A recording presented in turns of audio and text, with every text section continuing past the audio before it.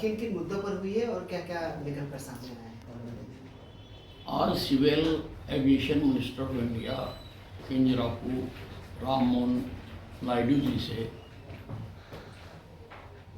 मेरी मुलाकात हुई है।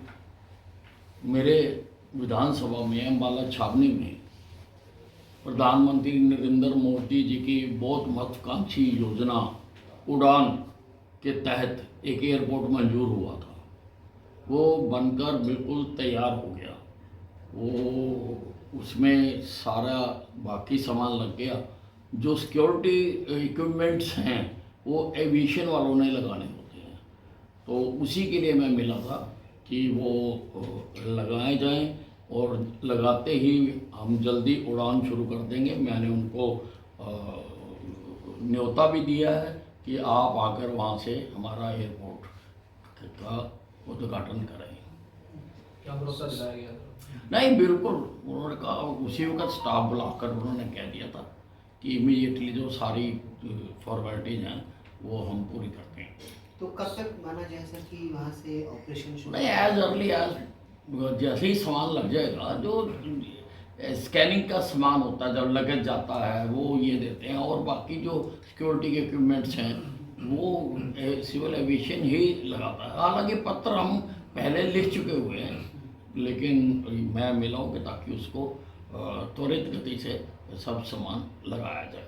सर, एक आज बड़ा सम्मेलन है बिजली मंत्रियों का। सभी राज्यों के जो बिजली मंत्री हैं वो दिल्ली पहुंच रहे हैं। हाँ जी, हाँ जी। किस तरीके का सर सम्मेलन है? क्या प्रदेश के को लेकर बातचीत होगी बिजली संबंधित? नहीं, उसमें सारा जो बिजली की जो लागत है जी, उसको कम करना और जनरेशन बढ़ाना आदि मुद्दों पर चर्चा होनी है। उसमें मेरे अधिकारी गए हैं, मुझे कहीं और जाना है, इसलिए मैं उसमें नहीं जा रहा हूँ। सर, प्रीपेड मीटर को लेकर लोगों से मिलता है, आप लोग की तरफ से प्रोजेक्ट भी शुरू किया गया है, तो कैसे समझाएंगे तमाम लोगों को?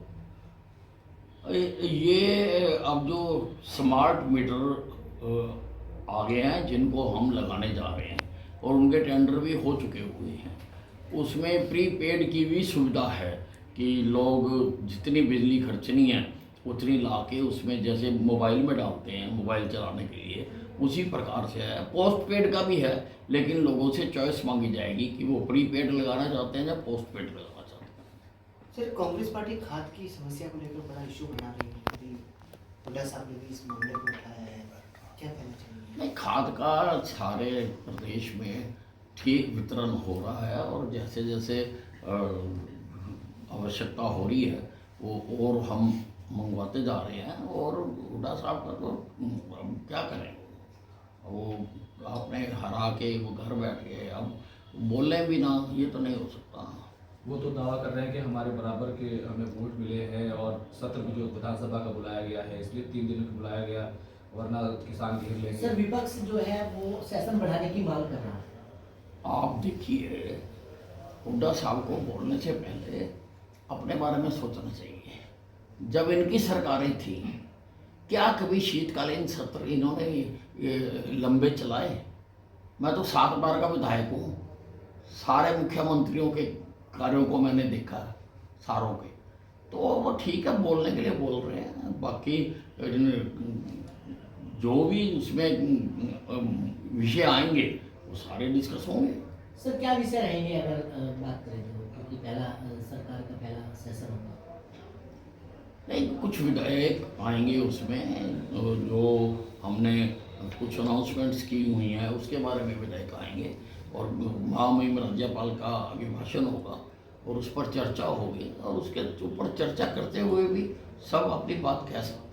सर, कांग्रेस के नेता है मुकुट शर्मा, उन्होंने चंडीगढ़ में प्रेस कॉन्फ्रेंस की है। उन्होंने सिर्फ इतना कहा था टीवी डिबेट में कि नेता प्रतिपक्ष भूपेंद्र सिंह हुड्डा नहीं बनेंगे। कांग्रेस ने उनको बर्खास्त कर दिया है। वो दीवान ने लेटर जारी करके 6 साल के लिए बर्खास्त कर दिया। किस तरीके से देखते हैं सर? हुड्डा के खिलाफ किसी कांग्रेस के कार्यकर्ता ने बोला और कांग्रेस ने उनको पार्टी से निकाल दिया। नहीं, कांग्रेस के अंदर पूरी दहशत है, पूरा भय बना हुआ है और किसी को भी बोलने की वो इजाज़त नहीं देते हैं। इन फाइटिंग बहुत ज़्यादा है और इसी कारण से ये अभी तक अपना विधायक दल का नेता नहीं चुन पाए। सर, बटेंगे तो कटेंगे लेकर लगातार विवाद हो रहा है, इसको लेकर क्या कहेंगे आप? देखिए, प्रधानमंत्री नरेंद्र मोदी जी ने बहुत अच्छी बात कही है कि एक रहेंगे तो सेफ रहेंगे, और ये तो बहुत अच्छी बात है। देश अगर एक रहता है, मजबूत रहता है, तो सेफ रहेंगे।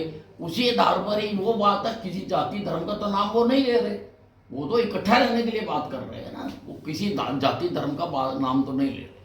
लेकिन धर्मगुरु मौलाना तौकीर रजा को ये बात पसंद नहीं आ रही है। वो कह रहे हैं कि प्रधानमंत्री को ऐसा बयान नहीं देना चाहिए, इससे नफरत फैलेगी। जिस तरह की बयानबाजी वो दिल्ली में कर रहे हैं। नहीं, वो कहते हैं ना, चोर की दाढ़ी में तिनका। किसी का नाम तो लिया नहीं है योगी जी ने, किसी धर्म की बात नहीं की है। उन्होंने खाली यही कहा है कि अगर बटेंगे तो कटेंगे, तो किसी को क्यों तकलीफ हो रही है? अच्छी बात है।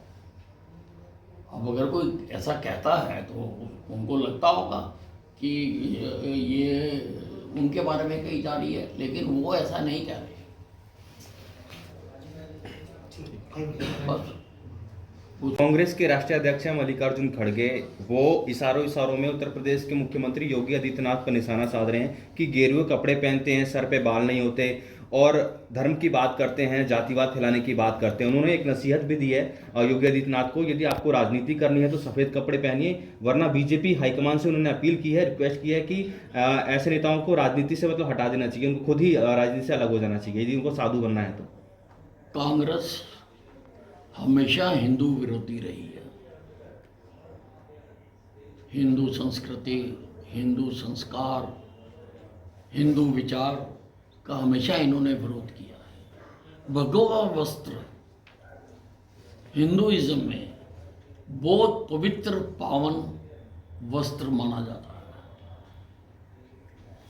और भगवे का विरोध करना ये उचित बात नहीं है। दिन जब चढ़ता है तो आकाश में भगवा रंग ही नजर आता है। मुझे लगता है कांग्रेसी देर से उठने के आदी हैं, उन्होंने कभी सूरज चढ़ते हुए देखा नहीं है। देर से उठने के आदी हैं। महाराष्ट्र की राजनीति में ये बयान है उनका? नहीं, ये देखिए, ये इस प्रकार से कहना मल्लिकार्जुन खड़गे जी का किसी भी प्रकार से उचित नहीं है। सर, महाराष्ट्र और झारखंड में चुनाव हैं, वोटिंग नज़दीक है, क्या लगता है सर किस तरीके का माहौल दोनों राज्यों में देखते हैं? क्योंकि हरियाणा से भी कई बड़े नेता प्रचार के लिए अलग अलग राज्यों में जा रहे हैं सर, महाराष्ट्र और झारखंड में। देखिए, महाराष्ट्र हो